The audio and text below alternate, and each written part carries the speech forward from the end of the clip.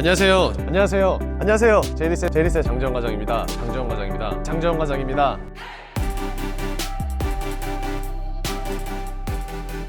안녕하세요. 제이리스의 장재원 팀장입니다. 자, 오늘 제가 여러분들한테 리뷰할 차량 바로 제 우측에 있는 모델인데요. 볼보의 XC90 T8 모델이 되겠습니다. 본격적인 리뷰를 시작하기 전에 먼저 차량부터 보고 오실게요. 가시죠.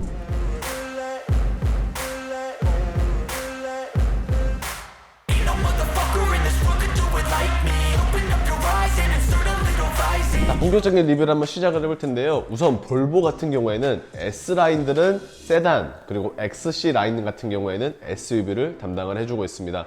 XC90 오늘의 차량이라고 소개를 먼저 시켜볼 수 있을 것 같은데요. XC90 같은 경우에도 등급이 굉장히 여러 가지가 있는 가운데 가장 인기가 많은, 가장 많은 선호도를 보여주고 있는 차량은 T8, 그러니까 즉 플러그인 하이브리드 모델이라고 할 수 있겠는데요. 사실 차량 가격만 따지고 본다면은 약 1억 1,500만 원으로서 굉장히 비싼 것은 사실입니다. 하지만 그럼에도 불구하고 굉장히 많은 사람들이 열광을 하고 관심을 가져주고 있는 차량이 아닐까 싶은데요.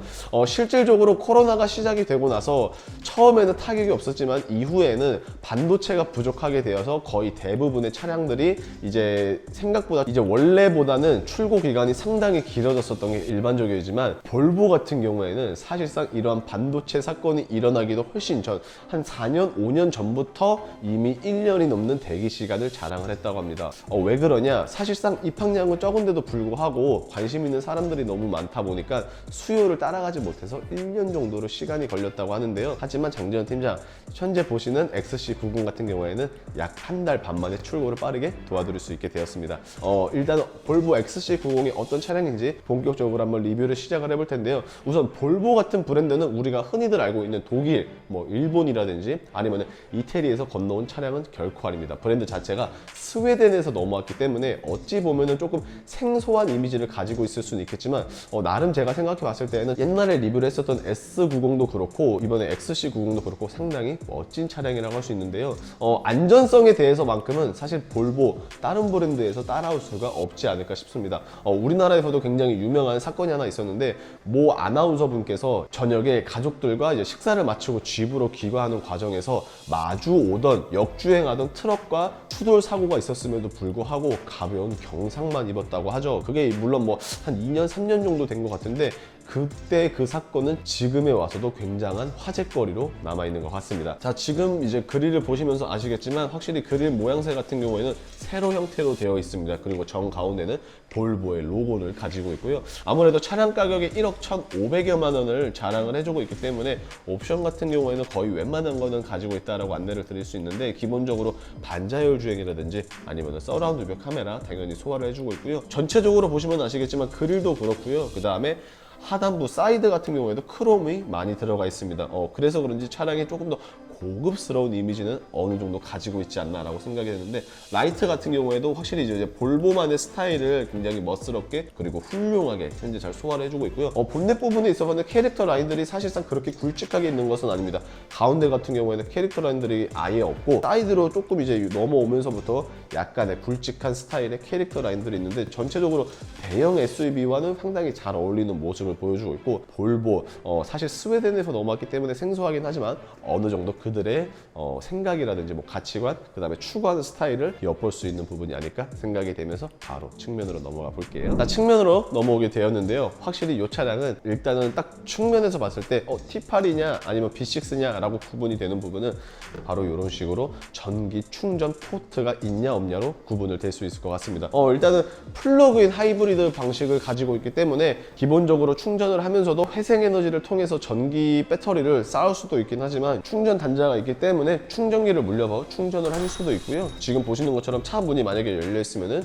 이런 식으로 충전 단자도 함께 열린다는 점 참고 부탁드리겠고, 실질적으로 전기 배터리로 갈 수 있는 거리는 53km 정도라고 나와는 있는데 실제로 봤을 때는 한 40km 초중반 정도가 되지 않을까라고 예상이 되고 있습니다. 물론 그렇게 긴 거리는 아니지만 실질적으로 도심에서 40km 초중반을 달릴 수 있다라는 거는 굉장히 메리트가 있는 부분이 저는 확실하다고 생각을 하고요. 자, 그리고 휠 같은 경우에는 현재 보시는 것처럼 21인치로서 의외로 생각보다 해자스러운 크기를 지니고 있지 않나라고 생각이 되고 있습니다. 지금 보시는 것처럼 휠 디자인 같은 경우에는 에이스포크가 현재 들어가 있는데 블랙 카이글로시랑 그 다음에 회색깔이랑 같이 믹스 매치가 되어 있고, 그 다음에 차급에 비해서 상당히 잘 어울리는 크기 그리고 잘 어울리는 디자인을 가지고 있지 않나라고 생각을 해보고 있습니다. 전면에서도 그렇고 측면에서도 크롬들이 굉장히 많이 쓰여 있는데요. 기본적으로 윈도우 몰딩도 당연하고요. 그 다음에 도어 캐치 부분, 그 다음에 하단부에서도 역시나 사이드 스커트에도 크롬 라인들 사용이 되었고, T8 그러니까 즉슨 하이브리드 혹은 뭐 리차지 모델이라고도 할 수 있는데, 리차지라는 이런 식으로 글자 또한 사이드 스커트 부분이 있는데, 개인적으로 조금 이제 아쉬운 부분이 있다면은 1억 1,500만 원, 분명히 저렴한 가격은 아니지만 그럼에도 불구하고 압축 도어는 없습니다. 물론 이중 접합 유리는 적용이 되어 있기는 하지만 압축 도어가 없다는 것은 조금 아쉬운 포인트 한 가지로 여겨지고 있고요. 두 번째 아쉬운 포인트가 있다면은 사실상 대형 SUV라서 그런지 지상고가 결코 낮은 것은 아닙니다. 그렇기 때문에 이제 남녀노소 모두가 편하게 차량을 탑승하기는 어려울 것 같음에도 불구하고 사이드 스텝이 없다는 것은 조금 아쉬운 것 같네요. 왜냐면은 뭐 벤츠의 GLE 같은 경우만 보더라도 사실상 사이드 스커트가 기본적으로 장착이 되어 있기 때문에 이런 부분은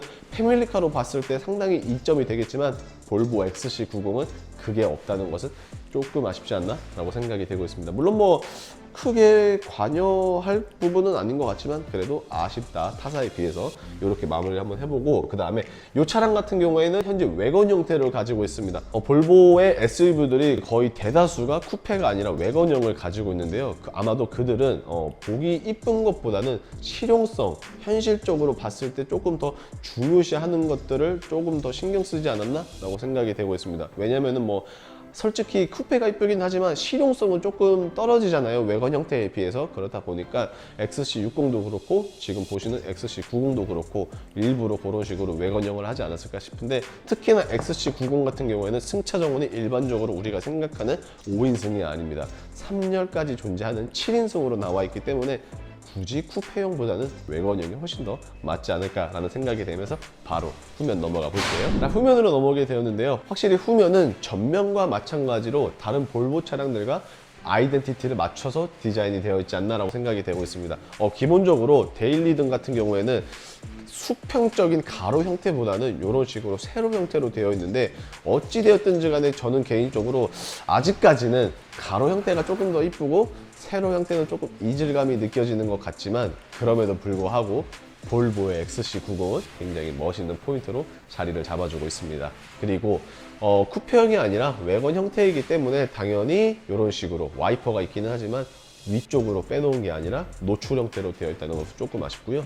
정 가운데 볼보라는 회사의 글자, 좌측에는 XC90이라는 모델명, 그 다음에 우측에는 T8이라는 등급명이 나와 있습니다. 당연하겠지만 수입 SUV는 대다수가 전륜 혹은 후륜과 같이 2륜으로 지원을 해주는 게 아니라 4륜으로 지원을 해주고 있어서 자세히 보시면은 AWD라는 레터링도 함께 보실 수 있고, 아래에는 리차지라는 글자 또한 함께 만나보실 수 있습니다. 그리고 전면과 측면에서도 마찬가지로 후면 역시 블랙 하이글로시의 사용은 조금 줄이되 크롬을 어느 정도 쌌는데, 사실상 크롬이 실질적으로 이런 식으로 하나밖에 안 들어감에도 불구하고 상당히 고급스러운 분위기를 어느 정도 연출을 해주고 있고요. 그리고 지금 뭐 따로 배기는 안 보이겠지만 언더 쪽으로 듀얼 형식으로 뽑아져 있습니다. 굳이 뭐 4개까지는 필요 없고, 더블보다는 아무래도 듀얼이 보기에는 안정적으로 보일 수가 있기 때문에 이런 식으로 듀얼로 하지 않았나 싶고요. 자, 그 다음에 트렁크 용량 같은 경우에는 굉장히 만족스러운 용도를 현재 보여주고 있습니다. 자, 지금 보시는 것처럼 일단은 이 차량은 7인승이라고 말씀을 드렸는데요. 7인승의 장점이자 단점은 일단 기본적으로 시트 배열이 3열까지 존재를 하기 때문에 3열의 시트를 올렸을 때 트렁크 공간이 보통 차량들은 넓지가 않지만 이 모델은 딱 이 정도까지가 이제 트렁크 공간으로서 기본적으로 3열을 올리셔도 나름 나쁘지 않는 정도의 용량을 가지고 있고요. 혹여라도 2열까지 전부 다 폴딩을 한다면은 최대 한 1800리터 정도까지는 늘어날 것으로 예측이 되고 있습니다. 근데 조금 아쉬운 게 한 가지 있다면은 1억 1,500임에도 불구하고 3열의 시트를 올릴 때 트렁크에서 올릴 수 있는 버튼이 그 어디에도 없습니다. 그렇기 때문에 만약에 내가 3열을 올리시겠다라고 하시는 분들은 2열에서 넘어가셔서 문을 열고 3열의 시트를 올려줘야 되지 않을까라고 생각이 되고 있고요. 그 다음에 히든 스테이지 같은 경우에는 사실상 섹션이 넓게 빠져 있기는 하지만 깊지는 않습니다. 아무래도 이제 배터리라든지 이런 것들이 들어갔기 때문에 실질적으로 그렇게 넓지는 않지만 그래도 활용을 어느 정도는 할 수 있겠다라고 생각이 되고, 이 차량 같은 경우에는 서스펜션이 에어서스로 담겨져 있습니다. SUV인데 에어서스가 달려있다? 그러면은 공식적으로 하나 들어가는 게 바로 지상고 높낮이를 조절할 수가 있는데, 지상고 높낮이를 조절할 수 있는 버튼은 조수석 뒤쪽에 자리가 잡혀 있다라고 보시면 되겠습니다. 기본적으로 뭐 트렁크 용량도 굉장히 마음에 들고요. 그 다음에 러기지 스크린도 현재 이런 식으로 만나보실 수 있게 되어 있습니다. 그리고 SUV 차량이기 때문에 짐이 통통 튀는 것을 방지하기 위해서 이런 식으로 구물망도 기본적으로 제공이 되고요. 그 다음에 플러그인 하이브리드이기 때문에 기본적으로 충전할 수 있는 충전 소켓 당연히 제공해주고 있으면서 바로 한번 실내 넘어가 볼게요. 자, 1열에 대한 리뷰를 한번 시작을 해볼 텐데요. 우선 문을 열게 되면은 어떠신가요? 굉장히 화사한 시트가 보여지는데 정식 명칭은 엠버 시트입니다. 보통 이제 자동차들에게 있어서 블랙 시트가 기본적인 컬러이긴 하지만 볼보는 다릅니다. 지금 보시는 엠버 시트가 기본으로 장착이 되고요. 오히려 블랙이 조금 더 희소성이 높다라고 안내를 드릴 수 있을 것 같습니다. 일단은 좌측 같은 경우에는 이런 식으로 마찬가지로 엠버 시트가 화사하게 들어가 있는데요. 기본적으로 메모리 시트가 하나, 둘, 세 개까지 지원을 해주고 있고 바우스 앤 위키스가 제공이 되고 있습니다. 야, 상당히 고가의 스피커 브랜드가 들어간다는 점 참고 부탁드리겠고, 바로 한번 실내 이어서 탑승을 해보겠습니다. 자, 실내 탑승을 했는데요. 조금 특이한 점 한 가지가 있다면 보통은 자동차 시동 거는 버튼이 이쪽에 있거나 아니면 요즘에는 이쪽에 이렇게 있는데 볼보 같은 경우에는 이런 식으로 되어 있습니다. 그래서 조그 셔틀 방식인데요. 브레이크를 밟고 조그 셔틀을 오른쪽으로 돌리면 시동이 걸린다고 보시면 되고, 끌 때도 마찬가지로 오른쪽으로 돌리면 시동이 꺼지는데, 일단은 가장 먼저 보면은 사실상 그렇게 뭐 하나 뛰어나게 이쁘다라고 할 수는 없을 것 같아요. 물론 뭐 개개인마다 차이가 있긴 하겠지만 저는 개인적으로 봤을 때 실내는 우락부락하고 멋스러운 외관에 비해서 조금 실망이 많이 된다라고 생각이 되고 있지만, 그래도 안전에 있어서만큼은 다시 한번 말씀을 드리지만 따라올 수가 없습니다. 그렇기 때문에 이런 부분 참고 부탁드리겠고, 메인 디스플레이 같은 경우에는 9인치로 나름 나쁘게 되어 있지는 않습니다. 게다가 T맵 또한 기본적으로 탑재가 되어 있다고 하니까 특히 우리나라에서 타는 수입차들 중에 T맵이 달려있다?